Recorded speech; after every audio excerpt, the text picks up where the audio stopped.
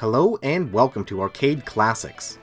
In this installment, the game is Aero Fighters, or Sonic Wings as it was known in Japan. This game was developed by Video Systems and released in arcades in 1992. It's a standalone cabinet and is the predecessor to the famous Aero Fighters 2, which was for the Neo-Geo. Aero Fighters is strictly in a tate cabinet, so there's no horizontal resolution here. You get the vertical original tate mode, and so that's going to mean that there's going to be a lot of blackness on the sides of this video, but what are you going to do? So you pick from one of 4 characters, and then you start playing. It's your typical vertical scrolling shoot 'em up, but it's a good one. It's certainly fast and fluid, and there's a lot to it.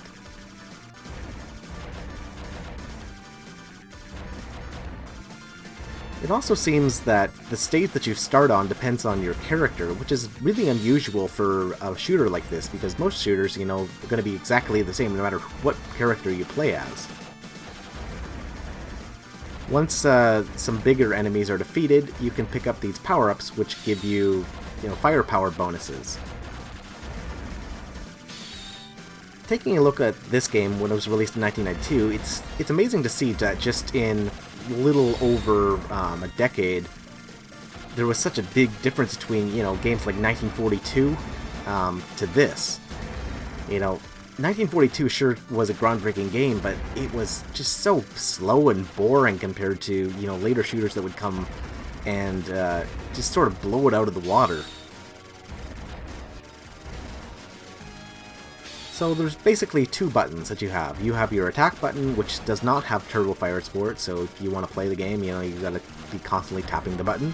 And that's why these games are, recommended to use like a really high quality arcade stick rather than a D-pad and buttons and something like that. Because you want to be able to be pressing the buttons as quickly as possible.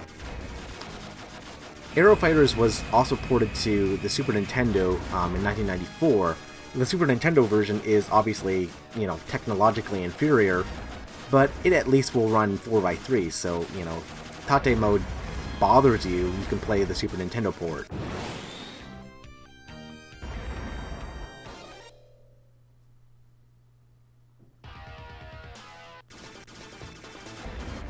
Unfortunately, the original Aero Fighters game doesn't exactly run very smooth. It's not just the emulator either. It's I have seen footage of the actual cabinet being played, and it happens on the original cabinet too. There's weird slowdown and bits with the music especially.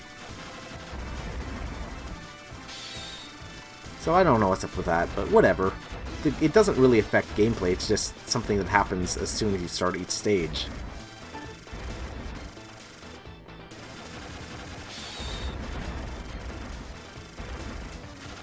The game is colorful, vibrant, there's a lot of action going on the screen at a time, and it's a lot of fun to play. Personally, I have no memories playing Aero Fighters in the arcades. It was only the arcade sequel on the Neo-Geo. That's a game that I certainly remember, but not this original one. Although, if you like Aero Fighters 2, there's a lot to like here as well, because the gameplay is pretty much identical.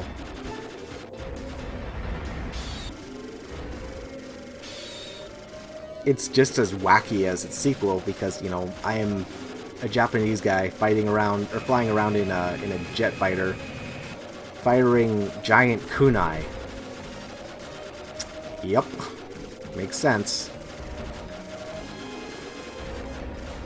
Well, anyway, guys, that'll about do it for this video, so thanks for watching. If you have any questions, feel free to leave those in the comment section down below, and once again, I'll see you guys next time.